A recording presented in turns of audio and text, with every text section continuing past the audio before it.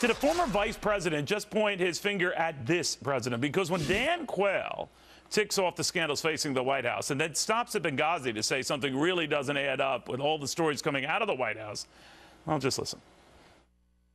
Ignorance will be his defense. And maybe government has gotten so unwieldy, Vice President, that's the way it is, and who can blame it, you know, for being out of the loop. But out of the loop on all of this, it raises an issue, does his very aloofness promote this sort of thing? You're not out of the loop on Benghazi. An American ambassador and 3 other Americans were killed. You know what's going on, and you know what your spokespeople are going to say that weekend. So you would not have gone to Las Vegas the next day? No, but he knew what they were going to say. I'm very confident of that. All right, the vice, not so nice to Adam and Liz and Ron on whether Dan is saying this prez might be aloof, but he ain't dumb. Liz. You know, what the former vice president said was really, really interesting, because now we have the IRS commissioner, former IRS commissioner Doug Shulman, visiting the White House 157 times. Now, I'm not saying he did make all of those 157 visits, because that could be a standing list. His name was on the list. But the point being, it was right at the time when Obamacare was being hotly opposed by the Tea Party. The House was set to turn over to Republican leadership in 2010. Listen, if the president here is saying that I had nothing to do with the targeting of tax-exempt groups, then turn over the memos and the meeting notes. Just give them, release them with the meetings with the former IRS commissioner. And if he doesn't, then the House Committee on Investigations and the Senate Permanent Subcommittee should subpoena them. You know, one of the things that was interesting in his comments, Adam, he said he still felt that Benghazi, of all the scandals we have, whether it's the justice going after reporters or the IRS going after conservatives, that's the scandal that has the most weight and concern to him. You know, and it would flip conventional wisdom, because to Lizzie's point, the IRS seems to have the most legs to me, and I understand the deaths involved in Benghazi, and make no light of it. But that is something that catches up with you. Now, I would collectively then say, if all of these scandals bespeak of a president who's out to lunch, is that any better? Well, I just think that if you really to believe. Adam first. Adam, I'm sorry. Oh, sure.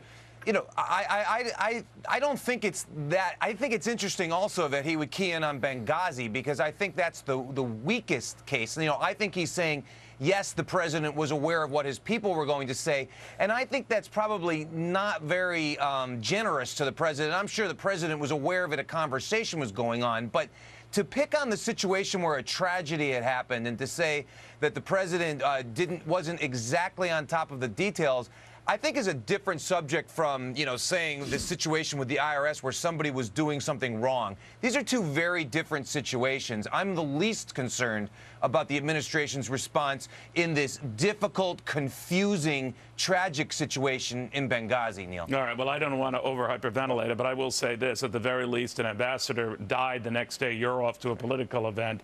That alone bespeaks of either cluelessness or indifference. But you're right.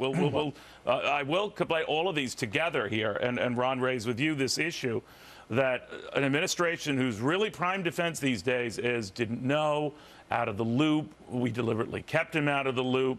1 crisis, maybe 2 crises, possibly 3, 4, 5 crises. Now you're smoking something.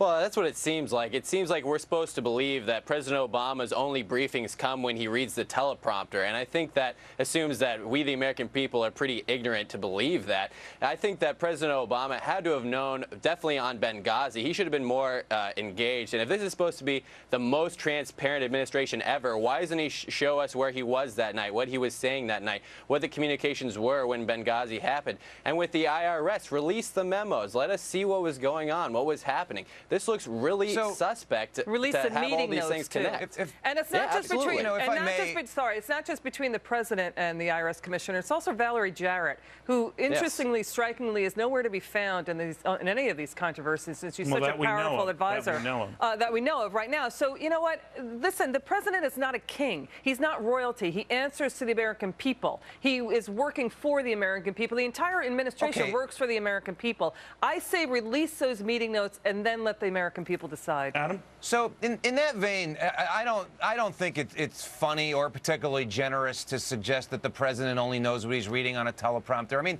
Neil, that's actually one of your best jokes, and it's funny when you say it because you're not just reading from a teleprompter It's actually either. true, but that's neither here nor there. All right, go ahead. But Wait a minute, let the prompter what move we on. have to Continue, Adam. what we're losing sight of, it's fine. I mean, we should criticize the president. We should criticize the administration. We do not, however, have a right to know, what the president had for lunch or at what time Adam, he real got quickly, up to go to the you think this bathroom. gets much worse? Just yes or no. You think this gets much worse for him? I don't. No, I don't. Okay, Ron, what about you?